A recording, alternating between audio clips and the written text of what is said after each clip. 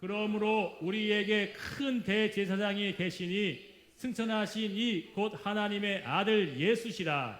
우리가 믿는 도리를 굳게 잡을지어다. 우리에게 있는 대제사장은 우리의 연약함을 동정하지 못하실 리가 아니요 모든 일에 우리와 똑같이 시험을 받으신 이로되 죄는 없으시니라. 그러므로 우리는 긍휼하심을 받고 때를 따라 돕는 은혜를 얻기 위하여 은혜의 보좌 앞에 담대히 나아갈 것이라. 아멘. 함께 따라했으면 좋겠습니다. 교회 속 퇴색된 은혜. 우리 학생들의 목소리가 크게 들려서 고맙네. 한번 더 크게 봅시다. 교회 속 퇴색된 은혜. 반백살을 살아오면서 깨달은 것이 한 가지 있다면 인간은 참으로 약하다는 겁니다. 그런데 누구나 인간은 강해 보이고 싶어하고 강해지고 싶어하는 그 마음이 본능이잖아요. 그래야 이 사회에서 살아남을 수 있다고 가르치고 또 그렇게 배워왔었던 것이 우리의 삶에 젖어 있습니다. 동물의 세계에서도 보게 되어지면요, 사자가 얼룩말, 누, 여러 가지 무리 들에 있는 초식동물을 보면서 유심히 살펴본대요. 뭘 보냐면 그들 무리 속에 강한 걸 살펴볼까요? 약한 걸 살펴볼까요? 약하고 병든 걸 알아본다는 거예요. 그래서 그것을 공략하고 타겟팅하는 거죠. 인간 사이도 마찬가지입니다. 자기보다 약한 사람들을 어떻게 합니까? 대부분 동정하고 잘 보살펴주지만 마음 약하고 나쁜 사람도 어떻게 해요? 찝받고 업신여깁니다. 여러분, 모태신앙이며 지금까지 제가 목회를 해오면서 더 절절하게 깨닫는 것이 한 가지 뭐냐라고 이 설교를 준비하면서 고민해 봤는데 탁 하고 제 안에 떠오른 것은 신앙생활을 오래 했거나 깊게 했거나 하나님과 밀접한 관계를 맺었다 할지라도 인간으로서의 연약은 쉽게 벗을 수 없다는 거예요. 여러분 동의하십니까? 인간으로서의 연약을 도저히 헤어나오고 벗어날 수 없다는 거예요. 참 저희의 자녀들과 아내한테 부끄러운 게 많은 목사예요. 인간으로서 연약함이 정말 하나님 앞에 완벽한 인간으로서 회복되어지고 거듭나서 전의 삶에 있었던 모습과 이별한 채 완전한 모습으로 살아나야 되는데 그러지 못하고 또 쓰러지고 또 연약하고 또 망가져버린 저의 모습을 보면서 아니 이 모습이 비단 저의 모습일까요? 우리 모두의 모습 때문에 50살 되어지는 이 시점, 반백년 되어지는 이 시점에 목회를 저의 인생의 반 가운데 해왔었던 이 시점에 제가 깨달은 게 뭐냐면 인간으로서의 그 연약을 쉽게 벗을 수가 없구나를 느껴요. 바울도 이렇게 얘기한 거예요. 고호라 공고한 내 뭐예요? 육신을 보면서 어쩌면 이렇게 못마땅한지 모르겠다. 그렇게 완벽해 보일 만큼의 사도였던 바울조차도 자신을 뭐라고 봤다고요? 죄인의 괴수라는 거예요. 여러분, 우리는 거룩한 날 교회에 와서 앉아있지만 이 날이 이 시간만 은혜되어지고 거룩하고 성결된 모습으로 앉아있지만 이 교회를 떠나고 하나님의 그 거룩한 보좌 앞에서 벗어나게 되면 우리의 연약과 부족은 절실히 드러난다는 겁니다. 작은 거에 화를 내게 되어지고 조그만 일에 금방 놀라게 되어지고요. 또한 어려운 일 가운데 큰 낙심을 하게 돼서 또 좌절하고 넘어지고 우리는 이렇게 연약하다 못해 하나님이 붙들어준 힘이 없이는 도무지 살 수 없는 존재라는 거예요. 누구도 이 사실에 대해서 부인할 수 없을 것입니다. 돈이 아무리 많아도요, 죽을 병에 걸리면 의사를 명의를 쓴다 하더라도 몇백 명의 명의를 갖다 놔도 죽을 수밖에 없는 것이 우리 인간이에요. 약을 써도요, 죽으면 죽을 수밖에 없는 이 연약한 인간이, 여러분 진시황 아시죠? 그냥 영혼 불사하려고 모든 걸 다 했는데 죽었어요, 살았어요? 그게 인간이란 말이에요. 아무리 똑똑하고 뛰어난 재능을 가졌다 할지라도 갑작스럽게 사고로 한순간에 죽는 게 우리 인생이에요. 품성이 온유하고 착하고 참 성품이 온유해도요, 어느 순간에 악한 곳으로 계속 대하게 되면요, 발끈하거나 분노가 치밀어 오는 게 우리 인간이에요. 신앙생활을 잘한다 할지라도 어느 순간에 넘어지는 게 우리 인간이라고요. 그렇기 때문에 우리 인간은 이것을 인정하지 않고 신앙생활을 시작하게 되어지면 우리는 다 어떤 어둠과 악함에 빠지는지 아세요? 문제는 이것입니다. 나는 하나님 앞에 거룩됨을 가지지 못하고 완전함을 추구하다 할지라도 그 발끝마저도 따르지 못한 연약한 존재입니다라고 이 고백이 진실로 내 안에서 터져 나오게 된다면 여러분은 반드시 하나님의 은혜를 구하게 될 줄 믿습니다. 하나님, 저는 하나님 은혜 없으면 살 수가 없는 존재였네요. 쉽게 분노하고 쉽게 좌절하고 빠르게 낙심하고 절망하여 포기하고 내다버리고 내 마음의 문을 닫아버리고 사랑해 주지 못하고 용납과 용서는 저리 가라 내 삶과 전혀 동떨어진 것처럼 살아갔던 나의 연약을 하나님은 아시기에 우리에게 뭘 하시냐면 내가 너의 연약함을 알고 그에 대신하는 능력으로 함께 하겠다는 거예요. 그 약속이 오늘 읽었던 본문에 기록되어 있고요. 그 본문에 기록된 내용을 추가로 더 말씀을 드리자면 하나님께서 우리에게 주실 그 은혜는 우리가 생각하고 상상한 그 이상의 것들로 준비되어 있다는 사실입니다. 야고보서 1장 17절입니다. 다 같이 크게 읽습니다. 시작. 온갖 좋은 은사와 온전한 선물이 다 위로부터 빛들의 아버지께로부터 내려오나니 아멘. 온갖 좋은 은사와 온전한 선물 하나님께서 준비하시고 완전한 그 은혜를 내려주시고자 하는 것은 하나님께로부터 오신다는 겁니다. 여러분, 이 사실을 진정 믿으십니까? 이 온 우주 만물에 있는 피조물들은 하나님의 은혜 없이는 절대 유지될 수 없다고 하는 사실을 믿으십니까? 동식물들이요, 자기 스스로 살아간다고 생각하지만 하나님이 어느 순간 비를 딱 그치게 되면 어떻게 돼요? 모두 다 죽어요. 성경은 그 이른 비와 늦은 비를 누가 내리신대요? 하나님이 내리신다 그랬어요. 이 모든 우주에 있는 모든 만물은, 피조물들은 하나님의 그 손길이 딱 하고 끊어지는 순간 끝나버리는 거예요. 우리는 이것을 인식하지 못한 채 마치 그냥 오토매틱하게 돌아가고 있는 이 자연세계를 보면서 그냥 주어진 것이고 그냥 돌아가는 것이구나라고 생각할지 몰라도 하나님을 믿는 우리들은 절대적 주권자이시며 통치자이신 하나님이 그 모든 세포 하나에 있는 원소 원자 하나까지도 하나님의 만지심과 붙드심이 없이는 살아갈 수 없다는 사실을 믿으시길 축원드리겠습니다. 생명이 뭡니까? 한문으로 생명은 날생, 살생, 살아라 생. 그럼 명이 뭐예요? 명령. 살아라라고 하는 명령을 받았기 때문에 생명을 유지하는 거예요.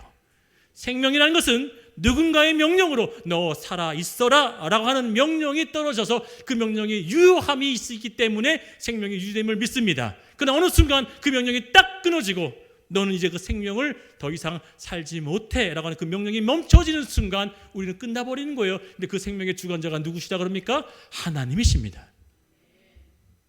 예전에 광고에 이런 광고 기억하십니까? 접시를 바닥에 딱 떨어뜨리는데 깨지지 않고 덩그르르 부르면서 본 차이나. 왜? 저는 어릴 때 봤는데 맞죠? 뭐 설거지하다 딱 떨어뜨렸는데 땡그르르 하는데 안 깨져. 그래서 성우가 본 차이나 이러면서 막 했었던. 근데 요즘에 본 차이나보다 더 뭐 뛰어난 사기 그릇들이 많잖아요. 이렇게 사기 그릇조차도 잘 깨지지도 않는데 어떤 광고 봤더니요, 자기 샷이 유리가 강하다고 막 쾅쾅 닫으면서 광고 찍는 게 있는데 그게 대박 났잖아요. 그 영상 하나 찍어가지고 막 세게 막 쾅쾅 닫는데도 깨지지 않아요. 요즘에 그런 세상이에요. 뭐 스프레이기 뿌리잖아요. 그 망치로 차를 쳐도요, 차가 키스 하나 안 나요. 여러분 뭐 저만 유튜브 보나 보죠? 예, 여러분들 놀라운 시대에 살고 있어요. 그런데 우리 인간은요, 그냥 주먹으로 누구한테 탁 쳐도요, 재수 없으면 어떻게 돼요? 죽어요. 주먹이 아니더라도 눈에 보여지지 않는 그 바이러스 하나 갖고 어떻게 돼요? 죽는 연약한 존재라고요. 근데 우리는요, 그 연약한 존재라고 인식하지 않고 뭐라고 생각하십니까? 강하다고 생각해요. 그 강하다고 생각하는 사람들이 다 어떤 사람입니까? 하나님 없이도 살 수 있다라고 생각하고 있는 세상 사람들, 즉 저와 여러분이 아닌 예수를 찾지 않는 그 모든 사람들은 하나님을 적으로 여기고 그분과 반대되는 인생을 살고 있다는 얘기입니다. 로마서 8장은요 우리에게 이렇게 고백하고 있습니다. 우리의 연약함을 도우시나니, 누가 우리의 연약을 도우신대요? 성령님이 도우신대요. 성령께서 우리 연약함을 도우신다는데, 이 도우심이 어떻게 도우시냐면 마땅히 빌 바를 알지 못하는, 무엇을 기도해야 될지, 어떤 것을 기도해야 될지 알지 못하고 그냥 막 있을 때, 그때가 어때요? 당황할 때, 굉장히 깊은 좌절과 우울에 빠졌을 때, 도무지 헤어나올 수 없는 깊은 낙심에 빠졌을 때 하나님은 뭐 한다는 거예요? 대신 친히 간구해 주신다는 거예요. 아멘. 그 예수께서 그렇게 약속하신 그 성령을 너에게 보내실 텐데, 그 성령으로 말미암아 살아갈 수 있는 그 순간순간마다 너가 어떻게 그의 인생에 좋은 것들을 취할 수 있겠느냐?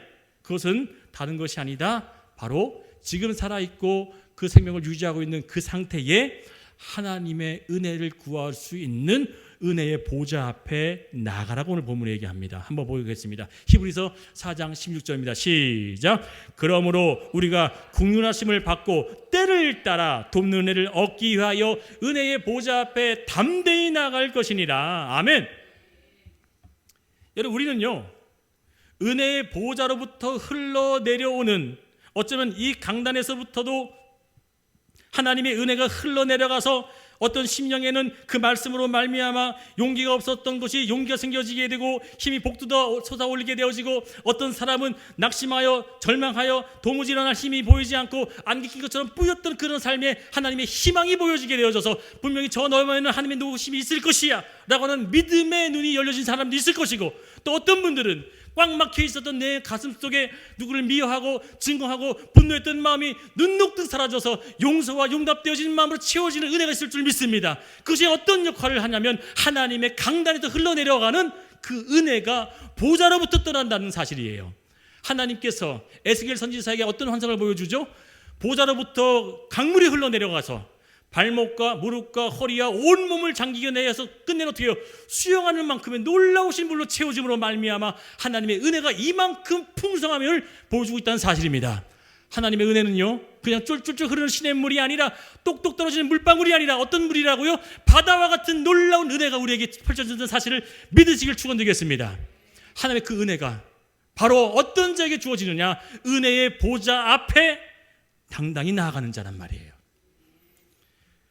그러면 그 은혜의 보좌 안은 누가 계시냐 이거예요. 누가? 은혜의 보좌로부터 흘러나온다고 하는 그 은혜의 보좌 안에는 누가 앉아 계실까요? 함께 볼까요? 히브리서 4장 14절엔 분명하게 그 보좌에 앉아 계신 이가 누구인지를 밝히고 있습니다. 시작.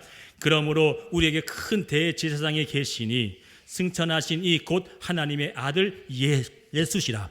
우리가 믿는 도리 고백을 굳게 잡을지어다. 여러분, 제가 한번 묻겠습니다. 여러분은 예수님의 십자가상에 그 죄의 청산하심으로 말미암아 영원한 구원의 길로 걷고 계심을 믿으십니까? 그 은혜가 값없이 여러분에게 주어졌음을 갖고 감격하며 사랑하며 그분에게 찬송하며 오늘도 영광과 존귀를 올려드린다고 고백했지 않습니까? 그 진심이 준비되어 있습니까? 영원한 길로 인도하셨다고 하는 이 사실을 믿으시는 분은 그 은혜가 어떠한 은혜인지를 깨달아 알게 되시면 그 보좌 앞에 어떻게 당도해야 되는지를 알 수 있다는 사실이에요. 성경의 은혜라고 하는 단어는 카리스라고 하는 단어입니다. 이 카리스라고 이 단어의 의미는 우리가 알고 있는 은혜와 훨씬 더 강력한 의미를 지니고 있습니다. 이 카리스라고 하는 의미는 전혀 받을 자격도 없고 가치조차 없는 자에게 어떠한 대가나 조건 없이 무상으로 베풀어 주는 것이 카리스예요. 여러분, 심령이 가난한 자라고 했을 때 그 푸토코스가 뭐라 그랬어요? 거지와 같은 마음이라지. 거지. 누가 도와주지 않으면 살 수 없는 완전 무능의 상태, 심령이 가난한 자가 바로 그 거지와 같은 자가 하나님의 은혜만을 구할 수밖에 없어 납작 엎드려 주님, 나는 하나님의 은혜 없이는 도무지 살 수 없습니다. 이런 은혜를 저에게 베풀어 주옵소서라고 하는 낮은 자의 모습을 가지고 있는 그 자의 하나님께서 뭐 하는 거예요? 대가 없이 주시는 것이 카리스라는 사실이에요. 갚을 능력이 있고 내가 그것을 언젠가 다시금 회복되어질 수 있는 능력이 있다면 그건 뭐예요? 카리스가 아니라 대가고 상이고 거래란 말이에요. 아멘. 거래와 관계가 된 것이 아니라 내가 하나님 앞에 도무지 갚을 수 없어요. 내 죄악된 그 하나의 흠과 같은 점과 같은 털끝만 같은 죄 하나만으로도 우리는 지옥불에 떨어지는데, 그것을 갚을 수 없어서 대제사장이었던 예수 그리스도가 십자가에 죽으셨다는 이 사실을 믿으면 그 은혜가 여러분에게는 한낱 은혜라고 찬양하는 그 은혜의 가사 속에 있는 단어 하나가 아니라, 그 은혜가 과연 어떻게 여러분에게 전달되어지냐면, 나는 이 은혜 아니고서는 도무지 살아갈 수 없구나. 제가 청년부를 인도할 때 명문대를 다녔던 한 학생이 저에게 이렇게 질문을 하는 겁니다. 전도사님, 갓난아기가 응애하고 태어나자마자 죽으면 어떻게 됩니까? 되게 어려운 질문이죠. 이런 질문에 있어서 유튜브에 보게 되면 여러 가지 입장들이 많습니다. 그런데 저는 성경을 토대로 이 말씀을 전하자면 이렇게 얘기할 수 있어요. 여러분도 이분에 동의를 하시든지 안 하시든지는 몰라도 인간의 근본적인 죄의 속성에 대해서 이렇게 얘기를 하고 싶습니다. 아기가 응애하고 태어나자마자 죄를 범하지 않았다고 자신할 수 있습니까? 아니요. 우리는 아기가 엄마 뱃속에 그 자궁에 착상이 되어져서 작은 씨앗부터 시작되어져서 점점 커져가지고 세포 분열이 일어나가지고 아기가 되어질 때까지 그 아기라고 하는 생명체는 누구의 영양분과 누구의 에너지를 뺏어요? 엄마의 영양분을 뺏어요. 엄마가 말라 죽어가든지 신경 써요, 안 써요? 여러분 가만히 똑똑히 생각하셔야 돼요. 엄마가 주는 거에 아기가 빨아당기는 거예요. 여러분 강아지 이렇게 안 키워보셨어요? 저는 강아지 여러 번 키워서 새끼를 여러 번 받아봤거든요. 태어나자마자 이 강아지들이 뭘부터 하는지 아세요? 엄마 젖부터 빨아당겨요. 엄마가 젖을 짜줍니까? 그 아이들이 빨아당깁니까? 그것은 뭔지 아세요? 인간의 살고자 하는 본능의 욕심이에요. 동의 안 하시죠? 더 먼저 가볼게요. 그러면 수억 마리의 정자가 그 수억 마리의 경쟁을 뚫고 살겠다고, 자기 한자 생명 갖고 살겠다고 뭐해요? 치열하게 전투해서 뭐해요? 난자를 뚫고 들어가요. 이건 뭐예요? 경쟁의 욕심이에요. 아멘. 우리 인간 자체는 하나님께서 창조할 때는 죄가 없었지만 자기의 욕심의 죄를 따라가서 인간은 다 무엇 때문에 죄를 잉태한다 그래요? 욕심이 잉태한즉 뭐가 발생된대요? 죄가 나온다. 우리 인간은요, 어느 누구 하나도 그 세포 하나조차도 뭐 한다고요? 살고자 발버둥치는 욕심과 욕망으로 구성되어진 게 바로 우리예요. 그것을 여러분 인정하지 않으면 하나님의 은혜는 우리에게 아무것도 아닌 겁니다. 아기가 그렇게 살고자 엄마가 영양분이 없어서 물 한 모금 못 마시는데 불구하고 그 살고자 하는 그 아기는 뭐예요? 엄마가 죽든 말든 쪽쪽 빨아당겨가지고 엄마가 뱃싹 말라서 피부가 막 갈라지고 막 병들어도 뭐예요? 빈혈이 와도 뭐예요? 그 아기는 자기 살겠다고 빨아당기는 것이 인간이란 말이에요. 아멘해요? 맞나요? 제가 극단적으로 표현한 거예요. 제가 그때 그렇게 얘기해 줬어요. 그때 그 청년이 무언가가 깨달아졌어요. 그런 거예요. 그래서 원죄가 뭐랍니까? 인간은 천성부터 죄인이라는 거예요. 그 죄인을 용서받을 수 있는 유일한 길은 예수 그리스도의 진리로 뚫어놓으신 길 위에 걸어가야만 생명의 길로 걸어갈 줄 믿습니다. 저는 그때부터 그런 질문을 받을 때마다 이 얘기를 꼭 해줘요. 당신은 살면서 당신 생명을 유지하고자 정말, 그래서 성경이 이렇게 하죠. 자기 목숨을 버리고 남을 위하여 죽을 자가 뭐예요? 가장 의로운 자고 가장 위대한 자라고 얘기해요. 아멘. 여러분 그렇게 하신다면요, 저 할 말 없어요. 그러나 여러분 그렇게 할 수 있겠습니까? 정말 지난번에 우리 이은미 성도님이 참 대단하세요. 저런 성도님이 우리 교회에 많아야 되는데 바른 말을 막 하겠다는 거예요. 목살 잡고 막 내가 욕까지 하겠다는 거예요. 막. 예? 예, 여러분 정의를 앞서서 나는 목에 칼이 들어도 하겠다는 거예요. 정작 진짜 내 목숨을 버리는 게 쉬워요? 어려워요? 어려워요. 그래서 성경은 그렇게 얘기해요. 네 목숨을 버리고 남을 구하고자 한다면 그게 진정한 자다. 근데 그게 누가 그렇게 했어요? 예수가 그렇게 했어요. 사랑하는 여러분, 은혜라고 하는 이 카리스는요, 갚을 자격과 능력이 있는 자들에게는 거래입니다. 나 은혜 주세요? 저 갚을게요. 해낼게요. 살아낼게요. 그게 누구였어요? 바리새인이었죠. 그 바리새인은요, 철저하게 하나님과 거래를 한 게 어떤 거래였냐면 하나님 앞에 갚을 수 없는 은혜를 깨닫지 못하고 누구에게 그 모습을 당당히 행했냐면 바로 내 옆에 있는 이웃과 사람들 앞에 그걸 행해냈어요. 그들에게는요, 늘 누가 신경 썼으면 하나님은 온데간데 없이 온전히 사람만 생각하여서 사람 보이기에 최선을 다하고 선을 베풀고 정말 정결한 삶을 살아냈어요. 여러분, 진심입니다. 그 바리새인들은요, 진정 사람 옆에 내 주변에 있는 이웃, 내 펼쳐져 있는 모든 환경에 있는 사람들에게는 철저하리만큼 완벽을 이루어내는 사람들이었어요. 그러나 하나님은 그것이 아니라 하나님과 인간 사이에 영원한 길로 유일한 그 길로 연결되어지는 참된 진리가 뭐라고요? 믿음으로 하나님 앞에 의롭게 되나니. 아멘. 그 누구도 하나님 앞에 의롭게 될 수 있는 것은 다른 것이 아니라 뭐예요? 선한 행실로 된다고 그랬어요? 아니요. 에베소서는 분명히 말씀하십니다. 사람의 구원은 어떻게 되어진다고요? 오직 믿음으로. 그 믿음은 누구에서 난 것이다? 하나님의 선물로 주어진 것이다. 아멘. 그 선물은 주어짐으로 말미암았어요. 여러분, 선물이라는 단어가 뭡니까? 내가 바꿔서 또 같이 갚아주는 건 뭐예요? 그건 뭐예요? 뇌물이에요. 뇌물. 거래입니다. 그러나 선물은요, 바꿔도 입 싹 닦아도 되는 것이 선물이에요. 그 선물을 주신 예수께서 오늘 우리에게 은혜라고 하는 얘기를 합니다. 저는 한국교회가 이번 주 금요일에도 그런 마음이 감동이 돼서 기도 제목을 나눴잖아요.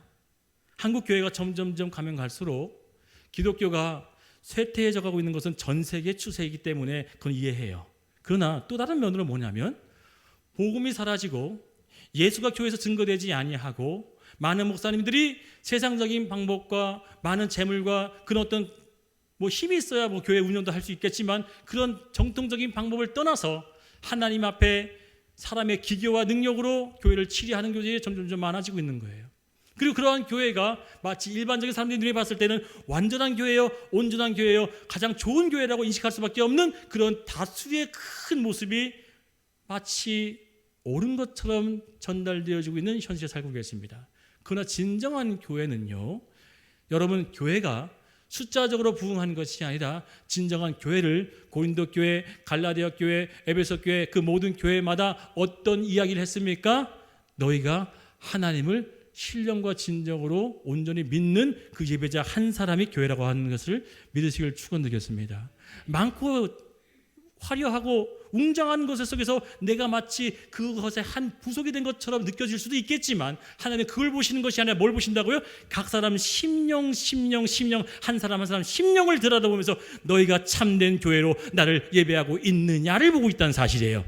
그것이 진정한 하나님의 감찰하심과 둘러보신다는 겁니다.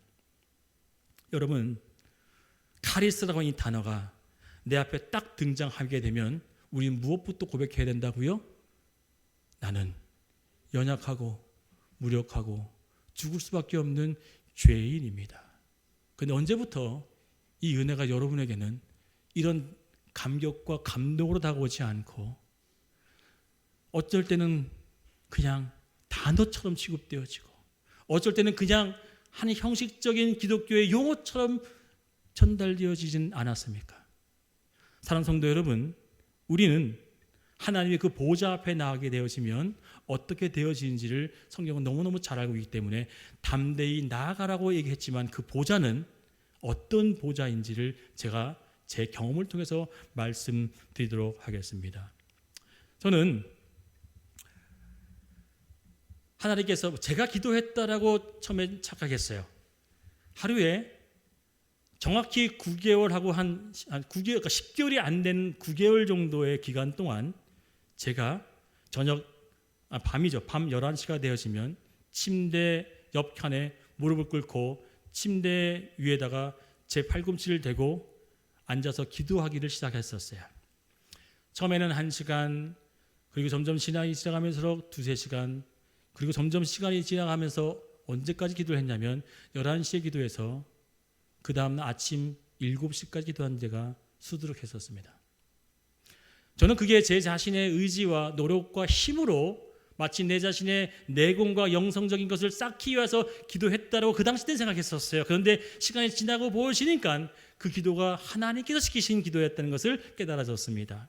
어느 한 6개월, 5개월 정확한 기억은 나지 않아요. 그런데 어느 시점에 제가 기도하는 때 갑자기 저의 육체와 영혼이 분리되어진 느낌이 들면서 하나님의 깊은 영적인 단계 속에 들어가는 것을 경험했었습니다.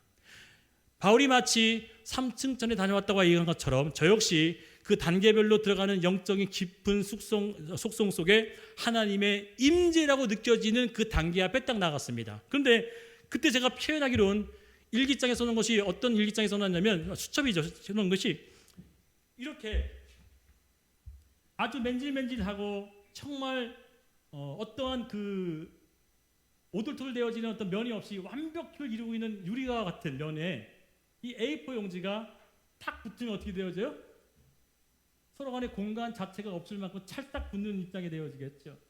뭐 돌이 있다든지 여기 뭐 우퉁우퉁하게 있으면 공간이 남아 뜨잖아요. 근데 이렇게 완벽히 붙어버려진 것 같은 종이장과 같은 제 모습이 내 앞에는 하나님의 거룩한 보좌와 임재가 느껴지시고 그 임재 앞에 내가 탁 도달하게 되어졌는데 그 위엄과 그 거룩과 그 하나님의 경외함이 저를 압도하여 누르는데 제가 아까 표현한 것처럼 유리장에 찰싹 붙어있는 이 A4 용지 하나처럼 제가 고개를 조차 하나님을 우러러 볼 수도 없고 볼 엄두가 나지 않는 그 장엄하고 근엄한 힘으로 압도됨을 느꼈어요. 근데 그 앞에서 여러분, 하나님 저 물질적으로 너무 힘듭니다. 하나님 저 건강을 좀 주십시오. 하나님 저희 어떤 문제가 닥쳤는데 그 문제 좀 해결해 주십시오 라고 하는 그 말이 나올 수 있었을 것 같아요? 아니요. 저는 그 당시 때 그 순간에 딱 한 번 느껴봤어요. 제 인생에 딱 한 번 느껴봤던 그 하나님의 임재 앞에 당도했을 때 제가 느낀 것은 무엇이냐면 그 하나님의 엄청난 은혜 앞에 나는 너무너무 부끄럽고 추악하고 죄스럽고 미안하여 고기가 뭐예요? 그냥 바닥에 철썩 붙어있는 마치 이 A4 용지 하나같이 완전히 바닥에 붙어서 그의 위엄 앞에 하나님의 능력만을 구할 수밖에 없고 그 은혜만을 부어받지 내가 찾을 길이 없겠구나라고 하는. 그런데 이 설교를 준비하면서 다시 그 마음을 저도 회복하기를 원하였어요. 내가 많이 퇴색되어져 있었구나. 내 역시 그 하나님의 은혜가 얼마나 크고 놀라운지 나를 죽을 수밖에 없는 그 죄인을 그냥 벌레만도 취급하지 못할 만큼 그렇게 갖다 버려도 될 만한 나를 하나님이 이 많고 많은 자에게 택하여서 그에게 은혜를 베풀어 주셔서 영원한 생명의 길로 인도하셨다고 하는 이 사실이 믿어진다면 정말 우리는 하나님 앞에 어떻게 살아야 할 것인가요? 그래서 교회는요, 진짜 교회는 복음을 전해야 하는 것이지 복을 전하면 안 됩니다. 그것이 무슨 얘기입니까?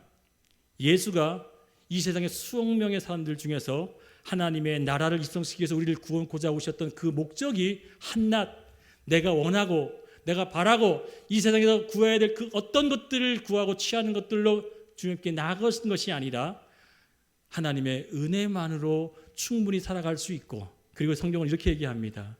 무엇을 먹을까 입을까 염려하지 말고 구하래요 구하지 말래요? 구하지 말라. 내가 너에게 뭐 하겠다? 있어야 할 것들을 다 주겠다. 그래서 너에게 구할 것은 오직 먼저 그의 나라와 그의 의를 위하여 구할지니라. 아멘. 말씀을 마치겠습니다. 여러분, 예전에 이런 책 제목이 베스트셀러로 많이 읽혀졌고 저도 읽어봤어요. 하나님 보좌를 흔드는 기도. 여러분, 이런 문구가 유튜브를 쳐도요 엄청난 많은 설교와 공부들이 나와요. 그런데 정말 우리가 은혜가 무엇인지를 깨닫게 되어지면, 예수가 나의 구세주가 되었다고 하는 사실을 깨닫게 되어지면 어느 정도의 능력으로 살아갈 수 있는지 아십니까? 이 은혜는요, 정말 도무지 갚을 수도 없고 반응조차 할 수 없는 나의 무력과 연약을 진정으로 고백되어지므로 그 하나님의 가치의 은혜가 드러나게 될 줄 믿습니다. 나의 연약이 크면 클수록, 나의 능력이 부족이 더 고백되면 고백될수록 하나님의 은혜가 커질 줄 믿습니다. 그러기에 하나님, 나는 하나님 은혜 없으면 죽어요. 하나님, 주의 은혜가 털어지는 순간 저는 저 나락으로 떨어질 수밖에 없어요. 그러니 주님, 내 이 고백이 진정한 고백으로 하나님, 오늘 그 여인이, 오늘 찬양이 다 은혜에 대한 찬양이었어요. 그 여인이 주의 옷자락을 붙잡고 그의 얼굴을 쳐다볼 수도 없을 만큼 납작 엎드려 그의 발을 쓰다듬고 있는 거예요. 머리카락으로. 하나님, 내가 받은 은혜가 얼마나 큰지, 주님 그 옷자락이라도 붙잡을 수 있는 것, 그의 발자국만 붙잡을 수 있는 그 연약을 주님 이렇게 죄인을 용서하시고 은혜 베풀어 주시는 제가 감격하여 감동하였습니다. 그리하여 내가 가졌던 이 모든 영광의 길에, 이 찬란했던 영광의 길에 걸어갈 수 있고 천국 입성했던 이유는 하나님 때문입니다 하면서 뭘 벗어 던지는 거예요? 면류관을 벗어 던지는 줄 믿습니다. 하나님, 내가 와서 주님 앞에 이 당도한 이유는 하나님이 해주시기 때문에 이 면류관 제게 아닙니다 라고 해서 뭐 하는 거예요? 벗어서 던져주는 거예요. 아멘. 오늘 이런 고백이, 이런 삶이, 이런 인생이 바로 퇴색되어지지 않는, 교회가 은혜가 퇴색됐단 말이에요. 교회가 은혜가 사라졌단 말이에요. 교회가 은혜를 망각하고 있다는 사실이에요. 그러면 오늘 우리는 어떻게 합니까? 나와 하나님과의 진정한 은혜의 교류는 어느 정도인가? 은혜를 생각하게 되면 나는 어떤 감동과 감흥이 밀려오고 있는가? 차갑게 식어버린 은혜의 무감각자가 되어버리진 않으셨는지요? 사랑하는 성도 여러분, 이 목사가 여러분께 제안하는 것은 한 가지입니다. 은혜가 멈춰지는 순간 우리도 끝나는 거예요. 하나님의 은혜가 멈춰지는 순간 우리도 그냥 끝나버리는 인생이란 말이에요. 그래서 우리는 어떻게 해요?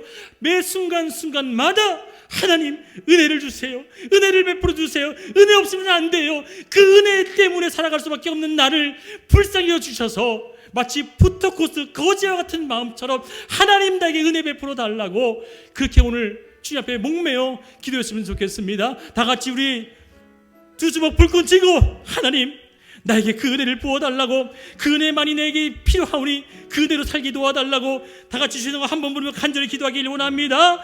주여.